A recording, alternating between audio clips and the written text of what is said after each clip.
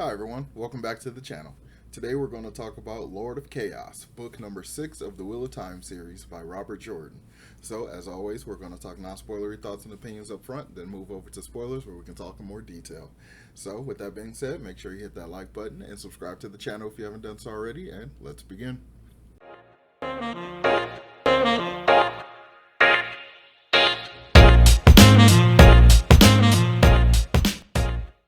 So, the first thing I really noticed about this book is the nature of the avalanche. This really has to be one of the ones that inspired Brandon Sanderson's writing style, because this book has the most Sanderson-like avalanche at the end that I've seen yet, and I really dig it. Initially, I wasn't having that much fun because the avalanche type pacing, the very slow build up to a large payoff, like that was kind of boring me a little bit because there was just so much going on. There was politicking and maneuvering and that kind of stuff. But I did enjoy some of the character interactions that happened in that time period.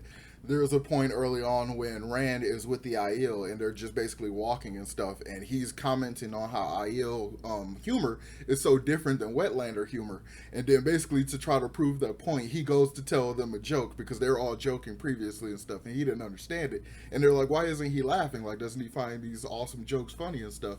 And then he like goes and try to tell a regular Wetlander joke, and they're all just like stone quiet. Like he hits the punchline and nobody laughs or smirks, and they're like, was the part about the water supposed to be the funny part? Like, no, it has to be this other part that was funny. And I just thought it was so hilarious that it completely went over their head, just like their humor goes over Rand's head.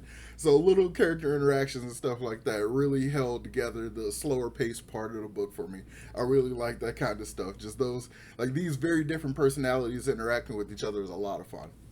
So, since the death of Moraine, and we have now currently the absence of Lan because he like took off last time, it kind of feels to me a little bit like this story is the training wheels off part of the series. It feels like everything, all the actions that the characters take, especially our main ones, our ones that we started off with when they were really young, it feels like everything they do has so much more weight to it. All their decisions feels like there's so much more agency to it, and we also get to see some really nice repercussions of their decisions. A little bit of like arrogance and stuff caused this to happen, low guard down causes this to happen, and like forgetting some very crucial advice from someone causes this thing to happen. So there's like a lot of that kind of stuff that goes on, and it feels very much like this set of characters are without their mentors. Like Rand no longer has his sword master, or Moraine, who's trying to constantly guide him in the right direction and stuff like that. And we also didn't even have Tom. So like pretty much all the characters that I associated with at least some sort of older adult guidance, like they're not here right now. So all the decisions that are going on are purely made by our people, and it all kind of comes together in a way that's a little more enjoyable in my opinion than it was previously in some of the other slower books. But some of these character interactions that happen in the slow burn part of the story like really hits home the fact that all of this stuff would go so much smoother if these people would just communicate a little bit better. They are so not good at communicating. If just one part of the group would tell the other part of the group what's going on, or give them updates or something. And the fact that we now know that we can teleport, we have basically teleporters, we have ways of instantaneous travel. So the fact that these people aren't just telling each other the important stuff and keeping each other updated kind of frustrates me, but it also lends itself to hilarious misunderstandings. But it's like, I don't know if the frustration, I don't know if the funny interactions as a result outweigh the frustration of the just lack of communication. It's like there's stuff that we need to do, and there's just so little communication between the people that it just makes it so much harder to do it correctly or just easily, or as easy as it could be done. So thanks to Jordan's great characterization and his great insert of these very particular type of personalities with the characters, we get these fun interactions. So much like the interaction between Rand and the Aiel, we have another interaction between Matt and Egwene, Nynaeve, and Elaine. And that entire interaction made me laugh out loud because there's some stuff that Matt doesn't know and there's stuff that they do know, but Matt kind of goes into the situation like he knows everything that's going on. He's going to take control, take charge immediately and stuff. And then the ladies are like, dude, you don't even know what you're talking about. Like, shut up, blah, blah. It is just so funny, just that entire interaction that happens. Like, the details and stuff that we learn in that interaction is a lot of fun. And it's just, the entire thing is so much fun to me. I enjoyed it so much. Even thinking back on it, it just makes me laugh. I really hope those two scenes, like Rand trading jokes with the IL and Matt getting basically dressed down and like getting embarrassed by the Supergirls, as I'm gonna call them. Like, I just need those two scenes, that and all of DUMAI'S well, which we'll talk about a little bit later in this review. So I just really need those to be adapted. So apart from the great continued characterization, the pacing, as I said, is definitely set up as like slow pace, and then we kind of go to our major ending, and we get like our major avalanche and stuff, and it all just builds up to this cacophonous event that happens. And the payoff is so good that it honestly made it so much easier to forgive the kind of slow kind of character building, character placement, kind of politicking stuff that was happening early on, because like the payoff was so well done that it just makes it all and it all fits. Like every little piece of the story that I can think of, it all just ties into the events at the end of the book so perfectly that it makes it nearly impossible not to enjoy it. And my one real complaint was the fact, early on I had more of a complaint than I do in hindsight, but there isn't much Perrin. Like, we get Perrin in the prologue, and then Perrin shows up at the end. So while I'm about 3/5 through the book or so, I'm like, where's Perrin? Why hasn't he showed back up and stuff? So I had issues with that. But yeah, I guess I'm going to go ahead and leave off non-spoilers. So I want to get into some of the spoilery stuff so I can talk in more detail about this really good book. So, spoiler warning for Lord of Chaos by Robert Jordan. So as I said, when I started the story, I was a little excited because we get Perrin in the prologue, and I thought, him and Fael were going to basically get almost like epigraphs, like how Brandon Sanderson does, and like we cut away to see their journey, like him, Fael, and Loyal, like on their way to meet up with Rand or something. But like he basically disappears until like the last bit of the book. But when he does show back up, it's really awesome.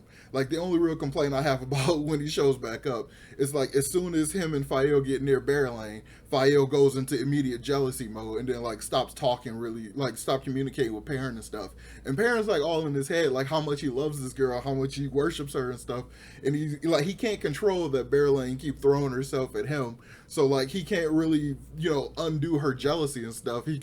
All he can do is like be trustworthy and stuff, but like Fael doesn't seem to care about that or whatever. So it's just like, it's so frustrating. Like, why is that every time we interact with you, every time we see you, you mean mugging? Like, what's going on? Like, can we just get you normal and steady at some point? Can we just, like, I'm with Perrin at this point. Like, he just wants to make her happy and just be calm, cool, and collected and stuff. And it's just like, nope, can't do it. So, but apart from that, that was like my only real annoying part about like his little story arc. But my favorite thing that happens, anybody that's been watching this stuff for a while know how much I love wolves. So the fact that Perrin comes in with like 1,000 wolves to this big battle that happens at the end is so awesome. I love it so much, and I desperately need that to be in the show. So yeah, I want to talk a little bit more about that when I talk about DUMAI'S well all by itself. So we'll talk about that towards the end of the video. So let's go ahead and jump over to Matt, and let's talk about what he was doing during this book. So for the majority of the book, actually the entirety of the book, Matt is basically with the Band of the Red Hand. He's with his army, and he is basically traveling with them and trying to position them in such a way to force Samael, the one of the Forsaken who is in control of an entire city or whatever.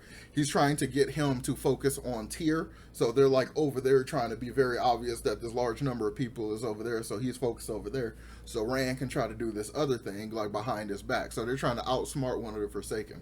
And considering how little information we got about that Forsaken, I feel like he's doing all kinds of stuff behind the scenes. I feel like he's in disguise and he's somebody running around in Rand's like close area. He might be Mazrim Taim. Like, that's my only real understanding as to why Taim hasn't gone mad yet. But we'll get to that if that's an actual thing. So apart from just basically moving around with his army, there is a situation where Matt and the army basically come upon the remnants of what happened when the Shido IO like massacred all these people and stuff. And there's this young boy whose parents were killed and stuff, or at least one of his parents was killed by the Shido and the other ones died later. But in general, Matt ends up adopting a little kid named Oliver or whichever. And I'm kind of okay with it because in my head I assume he's going to just turn into like Matt Squire kind of thing. But it kind of seems like they straight up just went with Matt adopted a kid. Like, I kind of don't want him to stick around because kid characters are tough to do. And it feels like there's so much going on. You really don't need to have a little kid running around. So I'm hoping that's just, a little thing for now. Maybe he'll come, run Matt run his hat or something. I don't know, like maybe he'll just show up and get little cameo things, but I just don't want him to be like significant part because, like I said, children characters are really hard to do, especially in a situation where it's not appropriate for kids to be around at all times. And also, the last thing about Matt is that great interaction that I already talked about. Like when he goes and tries to basically pluck Elaine and Egwene, like he basically tries to go there, take control, and you get Elaine, Nynaeve, and Egwene there, and he doesn't know that Egwene is the Amyrlin seat at this point. So he's basically talking crap to her, like, yeah, you're pretending to be Amyrlin, blah blah. Like, let's get out of here before Elida like has all your heads and blah blah, and like all this kind of stuff. And they're just sitting there like, dude, like let us actually get a word in, so he explained to you that she's the Amyrlin. We're all good. These Aes Sedai are the good ones. The rebels are the good ones. The ones at the tower are probably mostly dark friends. It's like they just couldn't even get the word out. So I thought it was so good because it's definitely an example of the characters' personalities mixed with this type of interaction that they always have. Because like Nynaeve and Matt, like even like later on, because I'm a bit way into book 7 already. So like even now, like they're already just bumping heads and stuff trying to go to Ebudar. It's just it's so crazy. I love the interaction between them so much. I really hope the actors like really pull it off because in book 7 though, this is kind of going ahead a little bit. Their interaction, actually, especially in that scene that I'm talking about now, their interaction, Nynaeve and Matt, it feels so brother sister to me. Like you can tell they grew up together and stuff, and it has this great kind of homey kind of sibling rivalry feeling, and I really hope it comes through in the show. So for Perrin, I already kind of talked about Perrin quite a bit, and the same thing that I was saying before, it continues here. Like Perrin is awesome. I didn't get a whole lot of them, but what I got was great. And my only real complaint is the way Fael was. Like we didn't get a whole lot with her. Maybe there's some more information there. Maybe there's something I missed. Maybe Berling like stole a kiss or something. I don't know. I just feel like there needs to be more reason for Fael to be so mad, like at Perrin, or she's just mad in general, and he's kind of getting like the wake of it, I guess. But in any case, I really hope it stops. I just really hope, because like we already know it's established she's a badass. Like she's a hunter for the horn. She can take care of herself. She's a warrior and all this stuff. I just want her to, like, I really just want them to like team up and like just be this awesome, cool, badass like couple that can do all kinds of stuff. Like just be cool. Like so far, like of everybody's relationships that are like bubbling up and stuff on here, I really like, well, conceptually I like theirs. Like I just need theirs to be solid because the whole thing with Rand is ridiculous to me, and it's not getting a whole lot better. It's a little more, I like the interactions between Rand and his future 3 wives a little bit more currently, but it's overall the entire concept I'm still not a huge fan of. But the coolest thing that does happen is, as I said, so when the situation before DUMAI'S Well, the Battle of DUMAI'S Well starts up, Rand gets kidnapped. And after everyone ends up discovering that Rand is kidnapped, Perrin basically goes immediately into let's get shit done mode. He just immediately goes into that like straight-headed, like kind of like, I don't know, A to B kind of thinking. I don't know how else to describe it. He basically wastes no time. He doesn't do a whole lot of discussing. There's no like, there's no waffling in decisions. He's like, all right, everybody get your stuff. We gotta go. Who's all going? Like, we gotta go. We gotta go get ready. And just all this stuff. And then on top of all of that, he uses his wolf brother abilities and telepathically goes out to the wolves that are all in that surrounding area. And he ends up contacting like well over 1,000 wolves. And then they all join this huge battle. And it's like the coolest thing ever. I just need more Perrin and more Super Pack. Just give me like Perrin and Super Pack, and that junk could be a lot of fun. Like just it could be so much like so useful. But I also did kind of it kind of hurt a little bit. Like the wolves, some of the wolves that didn't show up, they were basically like, yeah, we shouldn't have dealt with humans and stuff because a lot of wolves died. Like probably a few hundred or so of the almost 1,000 that showed up. But like some of the wolves didn't appreciate that, obviously because they don't want their number, diminished and stuff. And Perrin also felt really bad about it and stuff, which is understandable. We want to keep our furry friends alive and blah blah. But they're so badass and they really helped out a lot and they killed a lot of the Shadow IO. So take war. It's war. It's a thing. But I really like that, and I think that was the coolest thing Perrin did in the book, obviously. Like showing up, taking charge, being like a war leader, being a good general and stuff, and then having all the wolves show up. He was basically alpha of a super pack, which was just so cool. So I really like it a lot. And we'll probably talk about that a little bit more when we talk about all of DUMAI'S Well.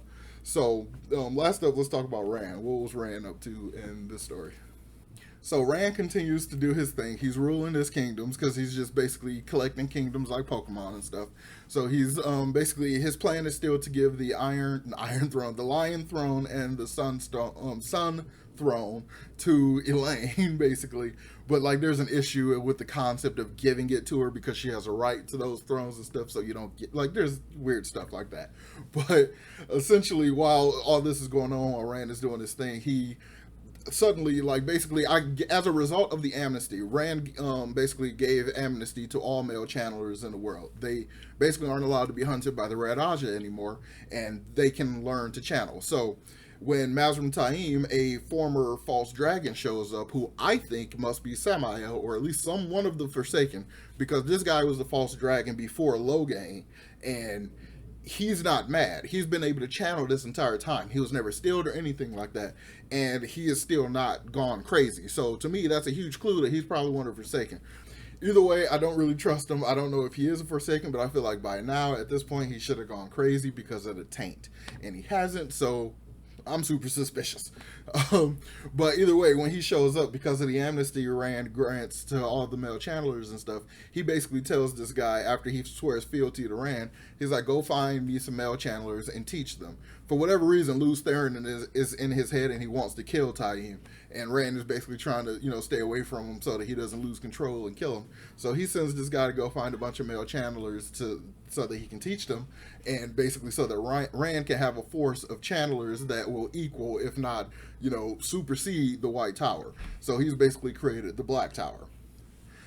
And either because of Rand being Targaryen or because just in general, like when Taim goes out, he finds basically channelers everywhere. So they have channelers along with more people that just join the army and stuff and learn how to fight with swords and stuff. So eventually he has like a solid number of channelers and they're all being taught. And that basically is what's happening in the background for like a lot of the buildup of the book. And later on, while he's still in Camelin, the White Tower, the ones with Elida, the ones that are probably Dark Friends, they send an emissary over to Rand, and they basically try to buy him with gold and all this stuff in order to try to get him back to the White Tower, because they want to basically have him like a Pokemon. They want to like train him and like keep him so that he can just be on a leash until Tarmageddon, until the final battle and stuff.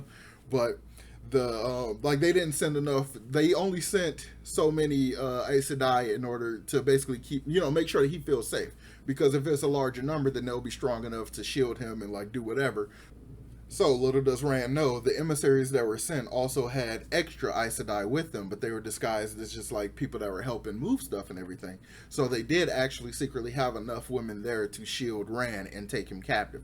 So they eventually used the case, the chest full of jewels and everything. They like empty it out, and they take all like the women that were in disguise, like take off their disguise and stuff, and they all shield Rand, and they stuff him in his chest, and they basically slyly make their way out of Camelin in order to try to get their way back to the White Tower. And it's because everyone's more or less used to, at this point, Rand using gates to like hop back and forth to go to other places and stuff. So for a little bit, everybody's just kind of thinking that was the thing, but then they realize his sword and his sword belt is still here, and he wouldn't just leave that. So it becomes pretty evident pretty quickly that he was kidnapped and stuff, and that's when Perrin basically just kicks in a gear and like, let's go, we gotta go get all this stuff together. But one of the cool things that happen, or at least just a show of force, while they're leaving, Rand eventually like escapes for a second, and when he does it, he ends up killing two of the warders that they have with them, which shows that he definitely learned a lot from Lan, and he is a much better sword fighter than he was before, to be able to just take out two warders, like two of the most badass fighters that we know exist in the Wheel of Time. Like, that's really, really cool. But as a result, he ends up getting tortured every day by the Aes Sedai whose warders those were. So they take him out every day and beat him and stuff. So he's been tortured, and he's been gone for maybe about a week or so. That's as far as they get to travel before everything kind of goes down. So before we get to talking about DUMAI'S, I want to talk a little bit about Nynaeve. So Nynaeve, here's this thing that I think is really weird. It's a weird decision. So I think it's really cool what Nynaeve does in this story. So through some experimentation and using different weaves to heal, compared to like the normal weaves they would use to heal, Nynaeve basically accidentally stumbles upon the cure to stilling. She heals Logain, and he gets his channeling abilities back, and then she like freaks out and shields him and stuff so that he can't do anything because he's a male channeler and she's afraid and stuff.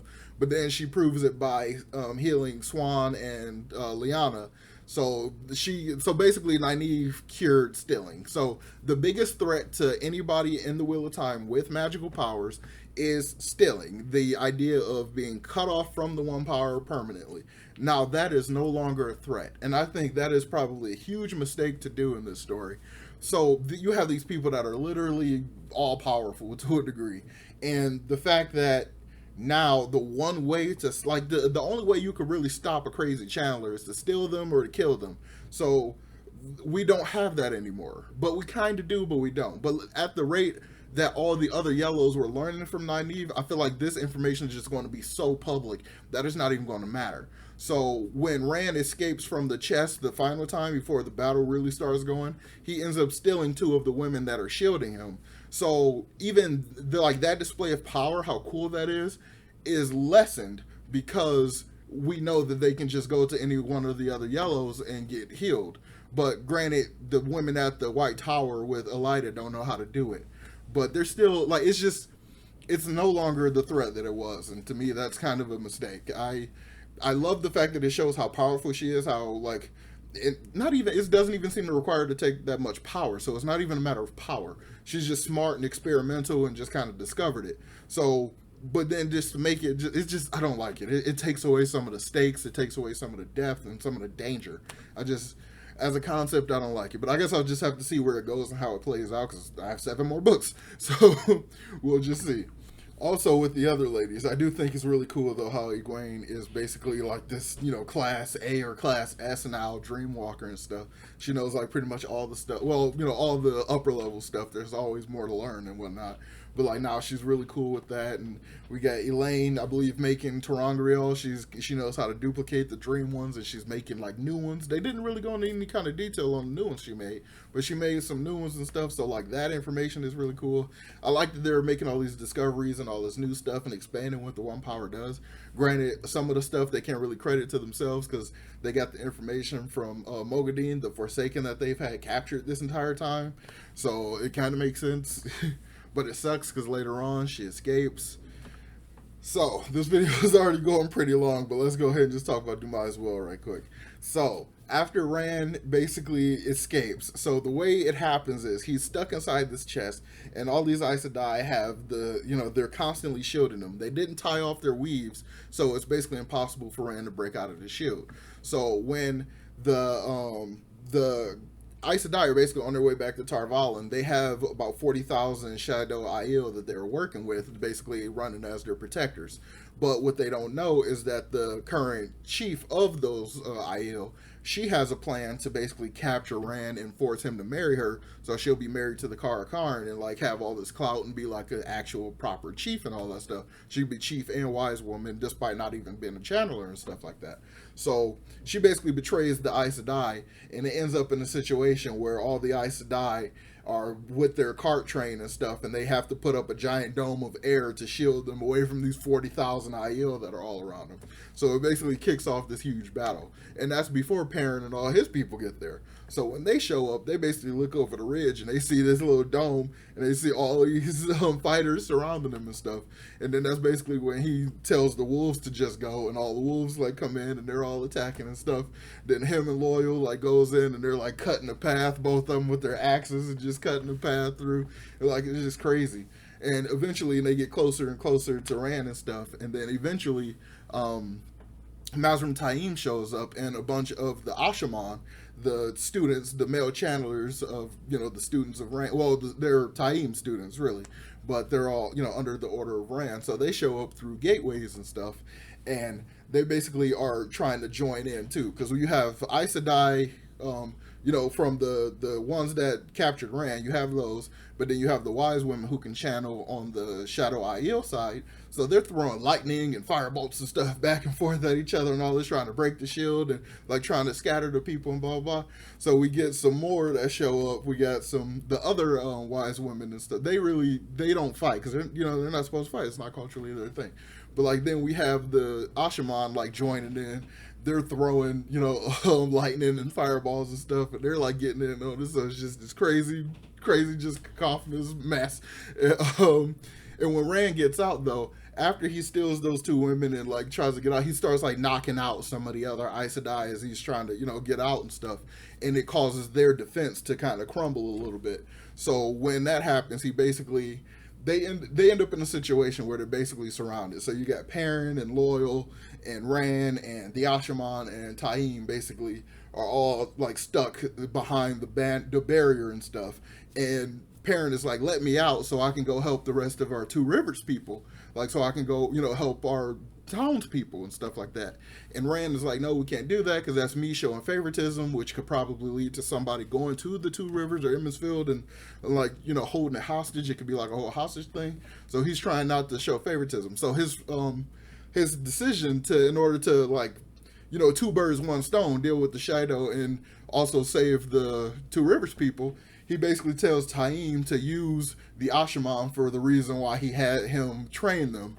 So Taim basically has them all set up at the face of the barrier and tells them to lift it about a span high, so about a person tall or whatever, and then he just gives the order Asha'man, kill. And then all of them use the one power, because previously it's shown that they were practicing like destroying boulders and stuff by weaving like fire and earth around it and like shattering it and stuff. So when Taim gives the order for the Asha'man to kill, they do that to all the Aiel people, like rows at a time.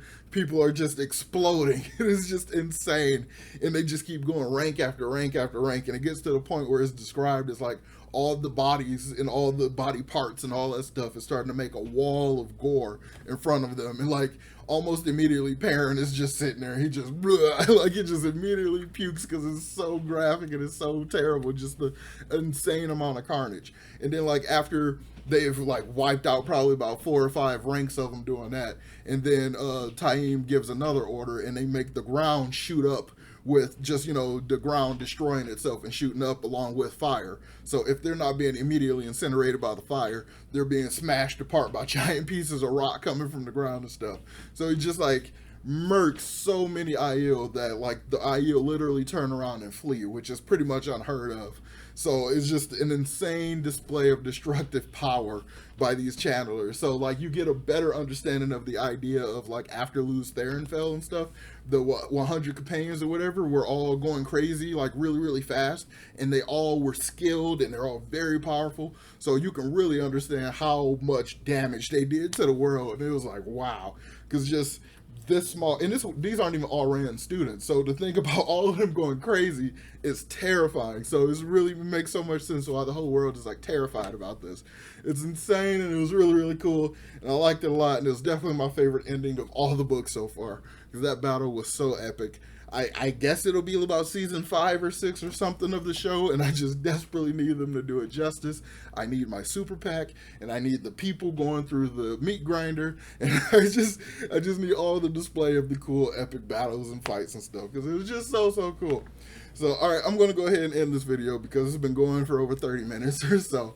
So let me know what your favorite part of Lord of Chaos was in the comments down below. Make sure you hit that like button and subscribe to the channel if you haven't done so already, and I will talk to you all next time. Peace.